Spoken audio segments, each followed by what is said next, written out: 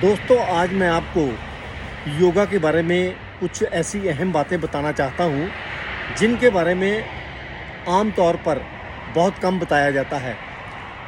कुछ जो इस तरह की वीडियो बनाने वाले हैं, वो असली बात जो है वो नहीं बताते हैं और उसमें एक ही थंबनेल के ऊपर एक हेडिंग लिखने से एक दिन करोगे तो ऐसा हो जाएगा, एक बार करके देखो। एक बार करने से कुछ नहीं होता। हर चीज़ का अभ्यास चाहिए, हर चीज़ की प्रैक्टिस चाहिए, और जब तक उसको आप सही तरीके से, सही ढंग से नहीं करते हैं और लगातार नहीं करते हैं, उसका आपको असर जो है वो देखने को नहीं मिलता है। तो आज मैं आपको ये बताऊंगा कि आसन और मुद्रा जो है, योगा मुद्रा जो है, उनका भी हमारे शरीर के ऊपर एक अहम रोल है और एक अहम असर होता है। तो मगर बात वही है कि हर चीज़ को करने का सही ढंग, करने का सही तरीका और करने का सही टाइम होना चाहिए। और जो मुद्रा जैसे करने से उसका असर आपको जो मिलेगा, सही तरीके से करने से, वो गलत ढंग से करने से उसका असर वो नहीं मिलेगा। वो जितनी देर आप मर्जी करते रहिए। इसलिए मैं आपको ये कहता हूँ कि आप प्रैक्टिस करें, सही ढंग से करें, सही टाइम पर करें, ताकि उससे मिलने वाला असर जो है, उससे मिलने वाला लाभ जो है, वो आपको सही तरीके से मिले। तो आज मैं ले रहा हूँ एक बहुत ही अच्छा आसन, जिसका हमारी बैकबोन के ऊपर, हमारी रीढ़ की हड्डी के ऊपर, हमारे पेट के ऊपर, आम करके पेट की ज़्यादा बीमारियाँ होती हैं लोगों को। तो आज का जो आसन है वो है हल आसन।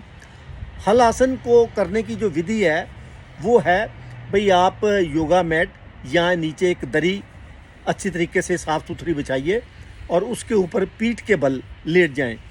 पीठ के बल लेट जाने से हाथ जो हैं वो अपनी जांघों के साथ रखें और उसके बाद दोनों पैरों को मिलाकर ऊपर उठाएं।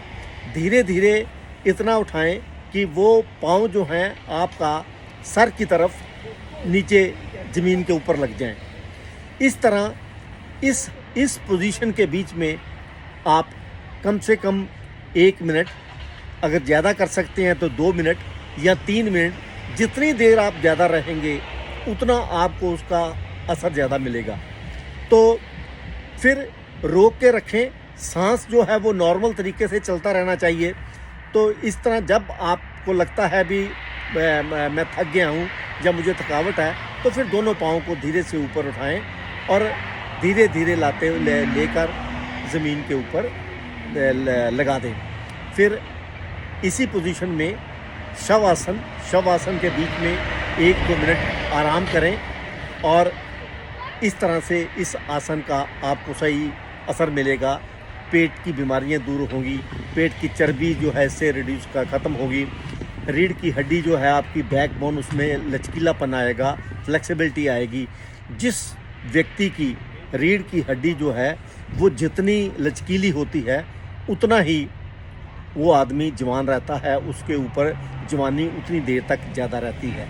तो ये बात आप अपने माइंड में रखें कि रीढ़ की हड्डी को हम हमेशा लचकीला रखना है। तो इसी बात का, ये जो मैंने आपको बताया है, इसी बात को आप अभी आगे प्रैक्टिकल में देखेंगे कि किस तरह आसन को करना है। तो जिस तरह उस आसन को मैंने करने की विधि बताई है, इसी तरह आप इसको करेंगे और इस आसन से होने वाले लाभ जो हैं उनसे आप लाभ प्राप्त करेंगे। इससे आँखों की रोशनी जो है होती है, ठीक होती है। ब्रेन के बीच में ब्लड सर्कुलेशन बढ़ता है, रीढ़ की हड्डी में लचकीलापन आता है, पेट की चर्बी जो है वो जाती है। तो इन सब बीमारियां जो है, जो पेट से को होने वाली बीमारियां हैं, इससे दूर होती है। तो आगे देखें प्रैक्टिकल इसको कैसे करना है।